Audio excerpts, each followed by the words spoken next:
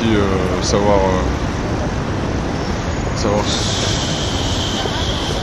faire le troc entre certains plaisirs et un travail personnel. D'accord. Et si je vous dis le bonheur des uns fait le malheur des autres, vous en pensez quoi? C'est de la connerie, ça. C'est de la connerie?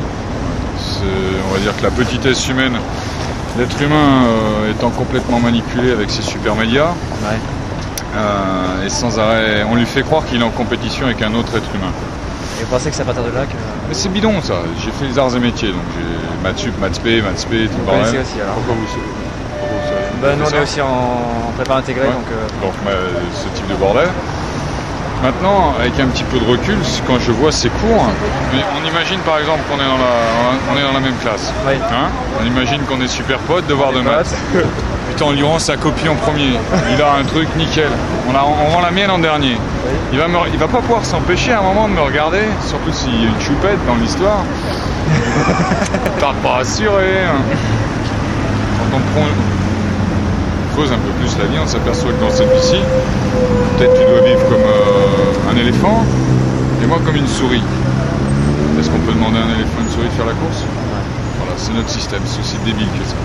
L'esclave moderne de la société, on lui fait croire qu'il est en compétition avec l'autre. On observe la nature, on dit regardez les animaux se battent pour se nourrir, il faut vous battre aussi dans la société. Tout ça c'est du bidon de merde. Le bonheur pour moi c'est pouvoir se coucher le soir, observer la journée et ne rien regretter. Faire un bilan et se dire... voilà, j'ai assuré. J'ai assuré cette Comme si on regardait le petit film puis on dit on va pas dire que c'est un héros mais pas mal quand même. bien joué quoi. Voilà. Donc la définition du bonheur c'est un peu propre à chacun. Donc en fait si je vous disais par exemple de choisir entre un monde comme aujourd'hui, plutôt un monde où il n'y aurait vraiment aucune technologie, rien du tout, et ce serait seulement les petits bonheurs simples de la vie. Une barbe et un voile. Je plaisante. On peut pas aller contre tout ça. Il y a tellement... Imaginez qu'on aurait le pouvoir de... Ouais, mais le pouvoir ça sera dans la prochaine civilisation, ça vient bientôt. Mais c'est obligé de péter toute cette merde pour reconstruire quelque chose. Il y a trop d'intérêt. Et le bonheur il est où? Il serait là ou plutôt dans la chose qui serait après justement? Le bonheur il est dans le présent. Dans le présent, d'accord. Il faut savoir dans le présent être contenté, être heureux de ce que la vie nous offre. Carpe diem. On peut dire ça aussi. Ouais. Et si je vous dis stoïcien, épicurien, ça vous fait penser à quoi? Ouais, c'est des mots, ça vient de la Grèce. Et vous vous rappelez des notions qui en découlent ou... Non, parce que ça aussi c'est une forme de formatage avec des étiquettes, des machins. J'apprécie beaucoup la Chine parce que, pas la Chine, l'Asie, surtout plus le Japon que la Chine, pour avoir été dans les deux pays, c'est des gens qui savent observer la nature et en déduire les lois de l'univers. Et ça, je trouve ça nickel. C'est à partir d'observation. Après, la masturbation intellectuelle avec le bouc d'un tel, de machin, de sto, de rien à péter, quoi. Et puis, dans cette vie-ci, on a débarqué en Gaule.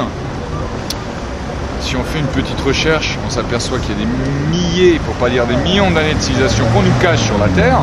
Parce que il faut pas enregistrer tout ça. Non, mais on ça, il y a montage, ne vous inquiétez pas. Qu'est-ce qu'ils aiment? Il y a pas mal de sociétés qu'on nous cache, comme ça on garde des gens ignorants, donc manipulables. Et les ancêtres, ici les Celtes, les initiés, les druides, c'était un pouvoir, c'était une tradition orale qu'ils avaient. Ils avaient un tel état d'éveil, mais c'était aussi d'autres temps. Il y avait une conscience qui était différente que les 2000 années qu'on vient de terminer. Là, il y a un début d'éveil. Donc il y a des questions qui se posent. Et quand on est jeune, on cherche des éléments à ces réponses. Les parents disent « Ah, t'es trop jeune, va bosser, diplôme. Plus tard, quand tu seras vieux à la retraite, tu chercheras une réponse. » Pour moi, c'est dans le présent qu'il faut chercher les réponses. Et intégrer ça dans sa vie de tous les jours. Et dans ce système où on nous impose des directions, à chacun de trouver sa direction à lui, cachée au fond de soi. C'est pas là, c'est pas formaté par les différents cours, c'est vraiment l'écoute du ressenti. Pourquoi je m'excite un peu sur les stoïciens, machin, patin et tout. On prend un exemple, je crois que c'était un Français, Descartes. Oui. Phrase très connue de Descartes qui est Alors, bonne question. Je pense On va aussi. venir des- Voilà, voilà. C'est le début. Argosin. C'est le début. Mais le problème, c'est qu'il manque un gros bout de cette phrase. On le met de son contexte. Ah oui, c'est vrai, il y a une suite. Voilà. Avec un- Et la suite, c'est je pense, donc je suis, donc je ne suis pas. Donc je majuscule, suis majuscule. Trois quarts des gens, ils s'identifient à leurs pensées. Pensée de joie, ils sont joyeux. Pensée de merde, ils se sentent merdiques. Descartes, il nous invite à un moment de nous couper des pensées, d'arrêter de s'identifier à ces énergies qui rentrent et qui sortent de notre cafetière. On a l'illusion que c'est nous qui les formatons, mais non. On est comme une antenne. Et donc, à partir d'un moment où il arrête de s'identifier à ses pensées, petit à petit se connecte avec une partie de l'humain beaucoup plus subtile qu'on appelle l'âme.